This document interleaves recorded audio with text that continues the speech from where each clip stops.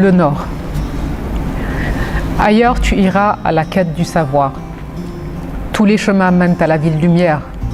Alors tu iras dans le Nord, épicentre de la pensée unique, lieu de naissance du vrai, du beau, terre des lumières où tant de vaillants hommes appelèrent à la révolution pour gagner le droit de vivre, de se mouvoir en terre de liberté, d'égalité et de fraternité. Ces grands esprits réussirent l'exploit d'abolir l'esclavage avant que leurs aïeuls eurent brandi des arguments humanistes, justifiant cette même traite indigne. Mais ceci, sache-le, n'est que pure convention, car de Nord, il y a pléthore. Notre Nord à nous est le Fouta, terre de Thierno Souleymane Baal.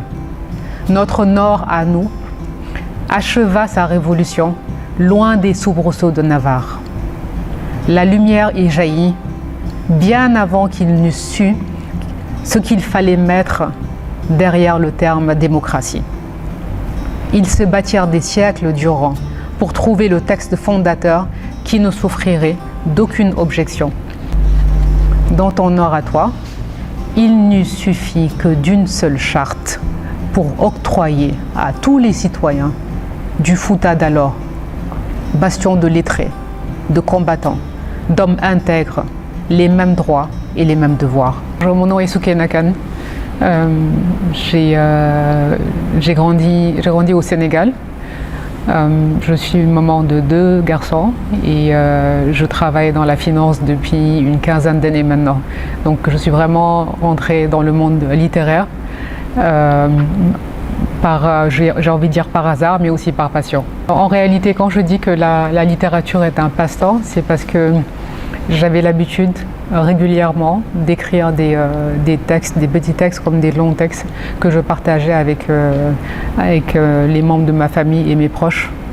Donc c'est au gré des événements, du Nouvel An, des anniversaires, des mariages, des décès, que je prenais ma plume pour écrire et immortaliser le moment. À un moment donné, ce sont mes proches eux-mêmes qui m'ont poussé à choisir parmi tous les textes que j'ai pu écrire, que j'ai pu partager au cours de ces dernières années, d'en choisir certains pour les rassembler et au moins pouvoir publier un recueil. D'où la publication de ce premier recueil. Je l'ai intitulé modestement Premier pas, pour vraiment marquer mes premiers pas dans la littérature en tant qu'imposteur, parce que je me considère comme un imposteur, un financier qui commence à écrire. Et aussi, c'est aussi une forme d'espérance pour moi, en me disant que j'espère pouvoir garder un minimum d'inspiration pour écrire autre chose, qui sait, d'autres genres, m'essayer à d'autres genres, Inch'Allah. Alors, le recueil est divisé en 6 parties. Donc vous avez 6 thèmes différents qui sont couverts au travers de plus de 60 poèmes quand même. Le premier thème est relatif à la Renaissance. Je l'ai appelé Renaissance parce que j'ai compilé dans cette partie-là des textes qui traitent de la Renaissance citoyenne et du devoir que nous avons de revisiter notre passé et nos valeurs de manière à savoir où nous allons. Donc c'est vraiment une introspection et un regard assez critique sur la société sénégalaise et la société africaine en tant que telle. Un exemple parmi les poèmes qui sont couverts dans cette partie-là, il y a un poème que j'ai intitulé Le Nord, pour réveiller en tout cas nos concitoyens à la nécessité de revoir ce concept du Nord que l'on voit comme le Nord européen, notre désir d'ailleurs, notre désir d'immigrer vers ces contrées lointaines-là, qui nous ont appris, et là je parle vraiment de la culture française en particulier, qui nous ont alors matraqué les cerveaux en considérant que les notions de liberté, d'égalité et de fraternité avaient comme berceau la France et qu'il n'y a pas deux révolutions, il y a une seule révolution, c'est la Révolution française. Donc à travers ce poème-là, je fais le parallèle avec la révolution culturelle qui a eu lieu au nord du Sénégal cette fois-ci, sous la direction et la houlette de Thierno Souleymane Baal, en réveillant, en tout cas en essayant de réveiller les enfants en leur disant ton nord c'est le Fouta, c'est pas le nord de la France. Donc apprends à lire la charte de Thierno Souleymane Baal parce qu'il faut d'abord un socle avant d'aller chercher d'autres connaissances, mais ne néglige pas ces autres connaissances-là parce que c'est une source d'universalité, on va dire. Donc ça, c'est cette partie, Renaissance, que j'ai appelée Renaissance. La deuxième partie traite du spleen. Je l'ai appelé spleen et fracas, parce que j'ai toujours été passionnée par le spleen de Baudelaire. Et à travers cette thématique, j'ai essayé de regrouper tous les textes que j'avais écrits au fil des années.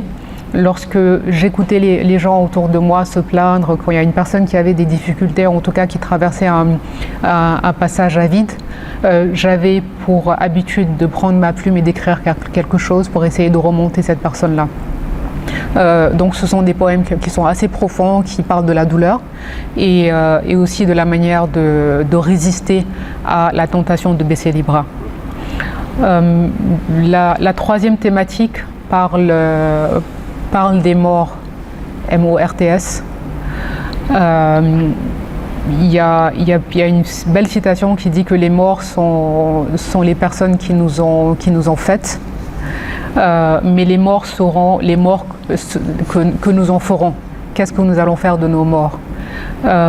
J'ai essayé de compiler les textes que j'avais écrits en hommage à des figures qui pour moi étaient importantes au sein de ma famille et puis de mon entourage en général.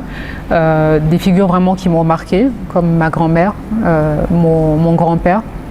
Le thème commence d'ailleurs par le poème que j'avais écrit en hommage à mon grand-père maternel, que j'ai intitulé Diom Deftere en pulaar, qui veut dire le plus que lettré. Je l'ai traduit comme ça, le plus que lettré, parce qu'il passait tout son temps à lire le Coran.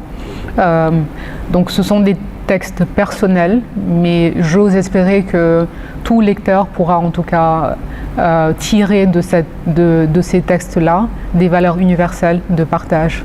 Et en échangeant avec certains lecteurs qui ont déjà commencé à parcourir le livre, j'ai ces retours-là. J'ai eu des retours de personnes qui m'ont dit l'art de la mesure, par exemple, m'a fait penser à ma grand-mère, ou l'art de la mesure, c'est vraiment la personne que je voudrais être quand je grandirai. Donc je suis assez satisfaite de ces premiers retours-là parce que c'était l'objectif qui était visé. Le quatrième thème, en tout cas le quatrième thème couvre le thème de la spiritualité, je l'ai appelé soufisme, avec un retour que je fais vers vraiment la spiritualité telle que nous la connaissons au Sénégal, cet islam confrérique qui est un gage de stabilité et qui est un gage de résistance aussi. J'ai commencé la partie démarre avec le texte que j'avais écrit sur Khali Amar Fall, Pire Sanyokhor, en expliquant que toute cette idée, cette notion de résistance que l'on retrouve même chez les Sénégalais, même aujourd'hui, elle vient de là, elle vient du fait que nous avons tous été nourris de la même source, qui n'est pas seulement une source qui va au-delà même de la source spirituelle, c'est-à-dire cette spiritualité-là, elle nous a forgés et elle a vraiment aidé le Sénégal à traverser un certain nombre de périodes difficiles. Et il faut qu'on apprenne en fait à préserver cela. Donc ça c'est la partie soufisme en fait qui retrace le parcours de certains grands de ce pays-là ou de cette région, mais il y a aussi des textes qui parlent de la religion catholique, parce que j'ai quand même été formée par les sœurs à l'école Immaculée Conception de Dakar. Donc je garde de ce passage chez les sœurs une certaine idée de la discipline, du respect et puis de la foi, qui est vraiment une foi intérieure et pas une foi que l'on affiche, mais quelque chose que l'on vit et que l'on cultive en toute modestie. Donc il y a 2 textes qui couvrent cette partie-là, en tout cas, ma relation avec le catholicisme en général.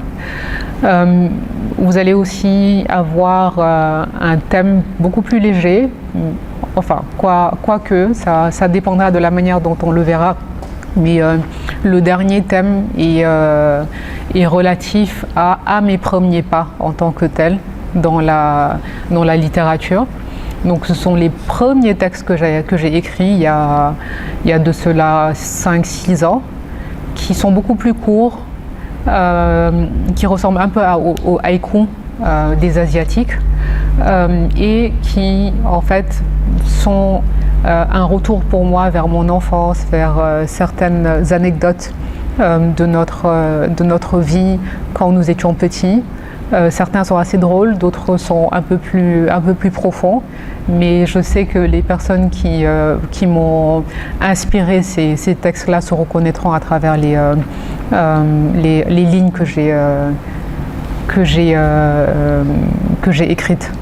Voilà, donc en gros c'est ça. Le point que je voulais rajouter, c'est que j'ai travaillé en collaboration avec un artiste peintre du Sénégal, donc Mahmoud Babali, qui a eu la gentillesse d'illustrer chaque partie du livre. Donc chaque thématique a son dessin qui lui est approprié.